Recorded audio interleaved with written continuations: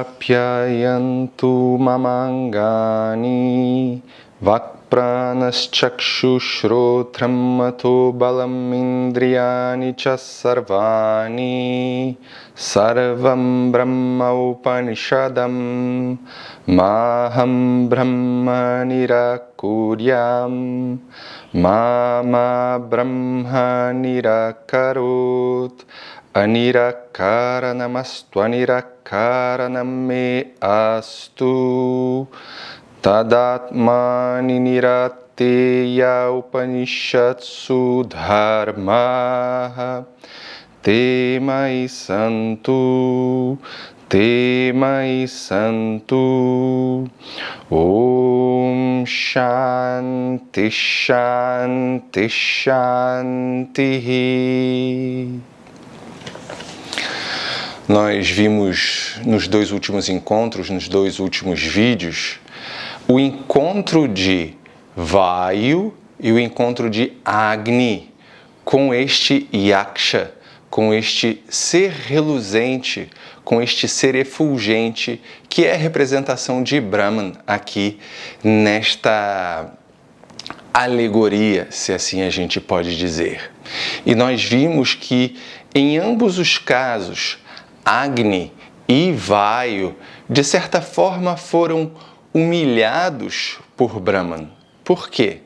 Porque primeiro a gente tem que entender toda a alegoria, todo o simbolismo. Brahman não é alguém que pode humilhar alguém e tampouco Agni ou Vayu também podem ser pessoas que são humilhadas, mas nós colocamos, a Upanishad coloca aqui todos estes personagens para que a mente humana possa compreender realmente a alegoria e fazer a analogia exatamente em relação a nós mesmos, ou seja, qual é a nossa atitude diante daquilo que é maior do que a gente, nesse sentido de que é aquilo que determina todos os acontecimentos do universo, é esta inteligência que sustenta todo o universo.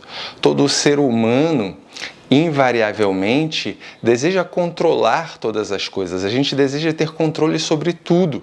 E, principalmente, nós desejamos ter controle sobre os resultados das coisas. E quando as coisas saem exatamente como a gente quer, ou seja, quando a gente conquista ali uma vitória, que é até mesmo o caso aqui da alegoria, que os devas conquistam ali uma vitória sobre os asuras, obviamente nós sempre trazemos os louros para nós mesmos, nós puxamos ali a brasa para a nossa sardinha, se assim a gente pode dizer. A gente quer então assumir essas conquistas como se isso dependesse apenas do nosso talento ou apenas da nossa vontade. Totalmente diferente de quando as coisas saem opostas a isso, né? Quando a gente tem ali uma derrota, digamos, um fracasso, quando a gente não conquista aquilo que a gente esperava, porque até mesmo derrota, fracasso, sucesso ou vitória, tudo isso é relativo, né? O que é o sucesso? O sucesso é relativo. O que é o fracasso? O fracasso é relativo. Mas quando a gente se identifica com um resultado que nós julgamos como um fracasso, nós muitas vezes não colocamos o peso desse fracasso apenas em nós mesmos. Nesse caso, a gente fala, foi o tempo, foi a outra pessoa, foi o horário, foi o não sei o quê. A gente não assume, mas quando é a vitória, né, quando é a conquista, a gente quer assumir todos os louros da vitória para nós mesmos. Então, dentro dessa alegoria, Brahman é Karma Pala Data, ou seja, é aquele que dá o resultado da ação. Dentro desse universo, você não escolhe os resultados das ações. Existe uma inteligência que organiza esse universo como ele é e faz com que as coisas sejam como são. Assim como é no seu corpo também, se você olhar. Não é você quem decide o que está acontecendo no seu corpo. Existe uma inteligência organizando esse corpo, fazendo com que o sangue circule, com que haja a digestão, o pensamento, a emoção, etc, etc. E não há escolha sobre isso. Hoje você pode acordar saudável, amanhã você pode acordar doente. Então, não é você quem determina essas coisas. Existe uma inteligência organizando esse universo. E essa inteligência é Brahman, que é Ishvara, que é Atma, que é você. Então, esse, mais uma vez, é o objetivo da Upanishad. O objetivo da Upanishad é estabelecer a identidade entre o indivíduo e o todo, através dessa equação chamada de Mahavakya. Aham Brahmasmi, eu sou Brahman. Tat Tvam Asi, tu és tudo aquilo que existe, ou tudo aquilo que existe és tu. Então, é muito importante compreender esta equação. E para compreender esta equação, é dito que é necessário que o estudante tenha determinadas qualidades. E este estudante que possui estas determinadas qualidades é chamado de adhikarin. E, em alguns textos, e se bobear eu já os citei aqui antes, esta preparação é colocada, é evidenciada, é anunciada logo de cara, como nos Yoga Sutras. Nos Yoga Sutras, o primeiro sutra diz Atha Yoga Anushasanam.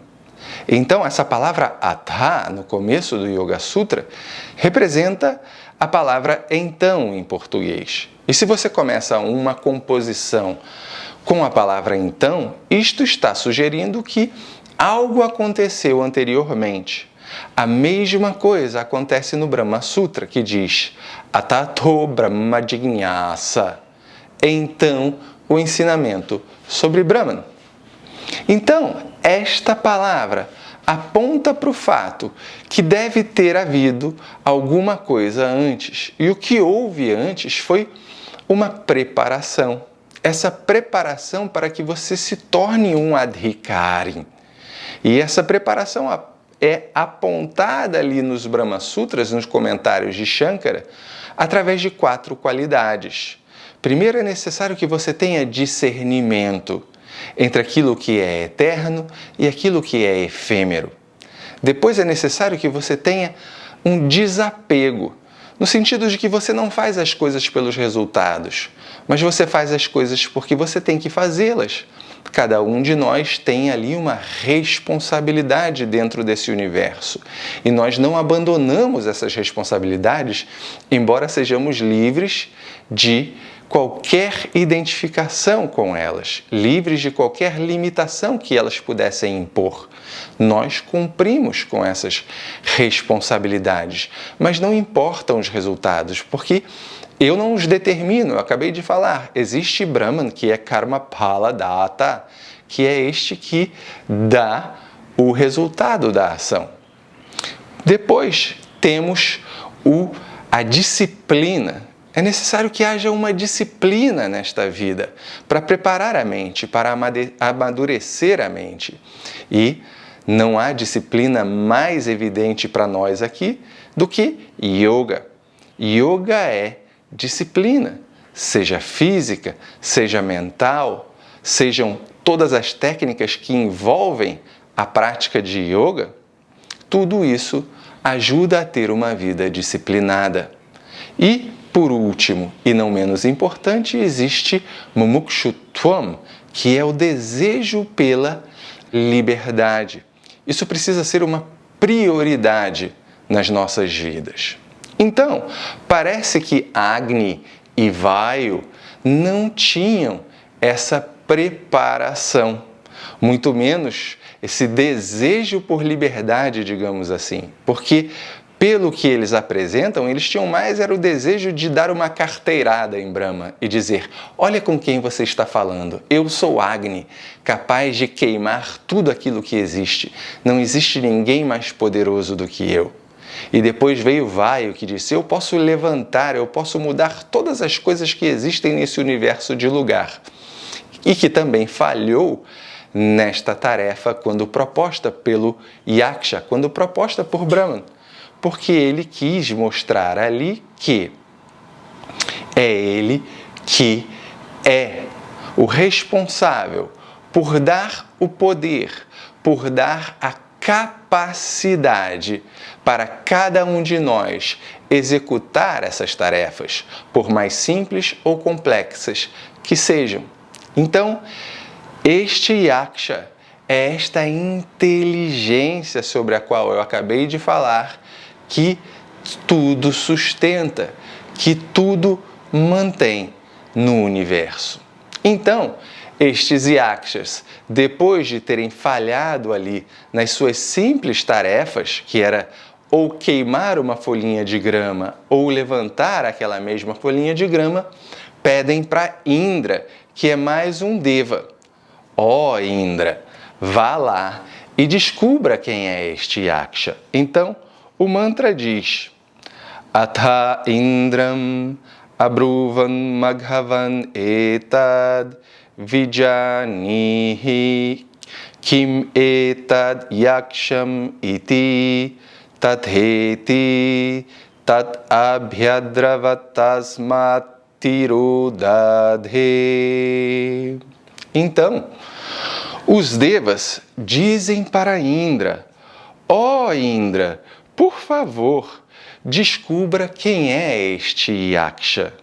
E aí, Indra diz: Tatheti, que assim seja. Indra, então, se aproxima do Yaksha e o Yaksha imediatamente desaparece da sua frente. Então, temos que analisar o simbolismo deste acontecimento. Lá no começo da Upanishad, é dito que Brahman é algo que não pode ser descoberto ou que não pode ser conhecido como é conhecido um objeto qualquer. Porque Brahman é aquilo que é livre de limitação. Brahman é aquilo que não pode ser apontado por uma palavra. Então, os Devas que vieram antes, vieram com esta atitude de conhecer Brahman como se fosse mais um objeto, porque eles não estavam com esta atitude humilde e tranquila de lidar com alguém maior do que eles e não queriam assumir que existisse algo mais poderoso do que eles. Talvez Indra tenha chegado aqui já com uma atitude um pouco menos agressiva, digamos assim, um pouco menos marrenta, mas com uma atitude humilde. E, então, o Yaksha desaparece da sua frente. Por quê? Porque o Yaksha, ou Brahman, não é um objeto. Ele não pode ser visto, ele não tem uma forma como um objeto qualquer, ele não tem uma qualidade como um objeto qualquer. Ele precisa ser compreendido. Então, talvez a atitude de Indra já tivesse sido diferente. E o Yaksha, portanto, só faz aqui uma breve pegadinha com ele, para que ele, então, mostre de fato qual é o seu verdadeiro interesse. Então, a gente passa para o mantra seguinte, que diz: Satasmineva kashe striyam ajagama bahusho brahmanam umam haimavatim tam hovacha kim etad yaksham iti. Então, Indra permanece no mesmo lugar, Indra permanece imóvel. Então, se aproxima de Indra uma mulher. esta mulher é Uma, e Uma é Parvati. Parvati em sânscrito significa montanha, Parvataha. E Parvati, então, é filha de Himavan. E Himavan é o próprio Himalaia, né? São as maiores montanhas do mundo. E Himavan também significa aquele que possui um brilho, esse brilho do conhecimento.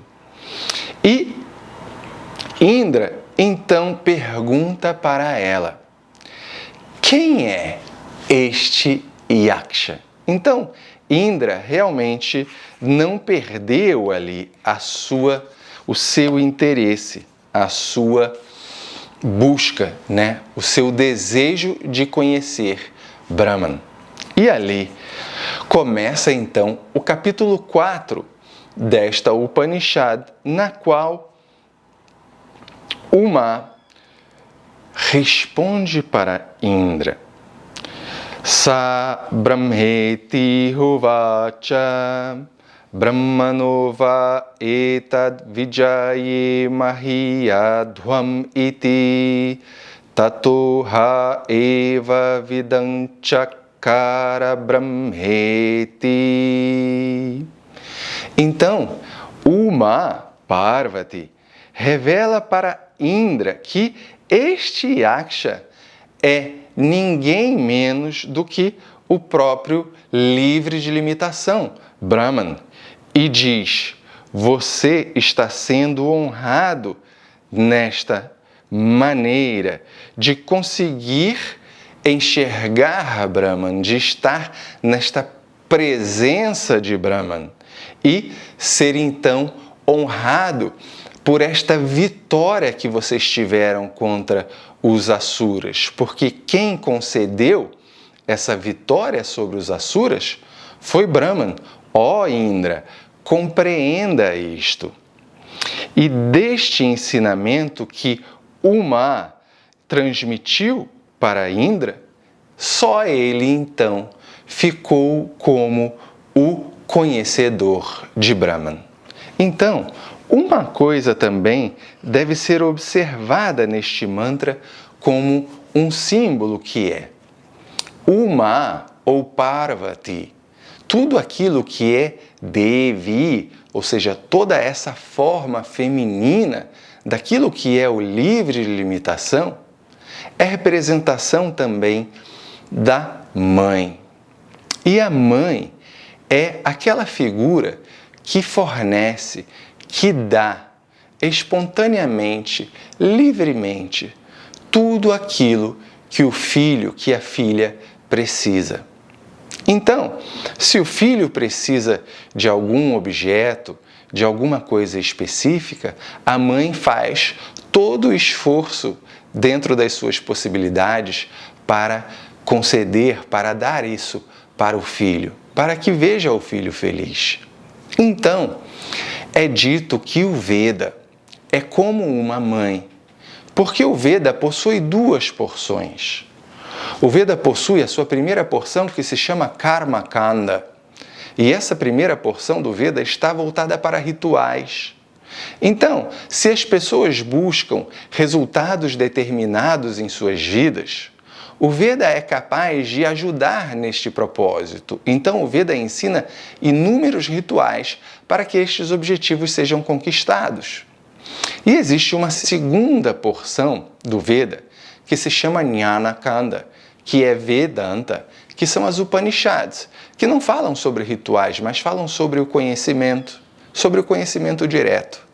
Então, se a pessoa está interessada pelo conhecimento, o Veda também é capaz de dar este conhecimento para a pessoa, de servir como uma ferramenta para que esta pessoa alcance esse conhecimento. E é por isso que também a gente observa aqui, neste símbolo de Parvati e do Veda, que é Pramana. O Veda é um instrumento através do qual torna-se possível a compreensão do livre de limitação. Então, para todo e qualquer objeto à nossa volta, nós temos outros pramanas para conhecê-los. Nós temos a visão, nós temos a audição, o olfato, nós temos o tato e o paladar. Todos esses pramanas servem para o conhecimento de objetos. O Veda é pramana, é mais um meio de conhecimento, mas para aquilo que não é objeto, para aquilo que é o sujeito. Então Parvati, ou Uma, aparece aqui na Upanishad para simbolizar isso, para simbolizar o Veda e principalmente para simbolizar as Upanishads. Então é através das Upanishads, ou é através de Uma, que Indra consegue o conhecimento sobre Brahman. Não é sozinho, não é com arrogância, como Vayu e Agni fizeram antes, mas é com esta humildade e com esta Shraddha, com esta confiança nas Upanishads, com essa confiança no Veda, que Indra, então, tem a oportunidade de ver, de conhecer, de compreender esta inteligência, que é o livre de limitação, que é Brahman. Om.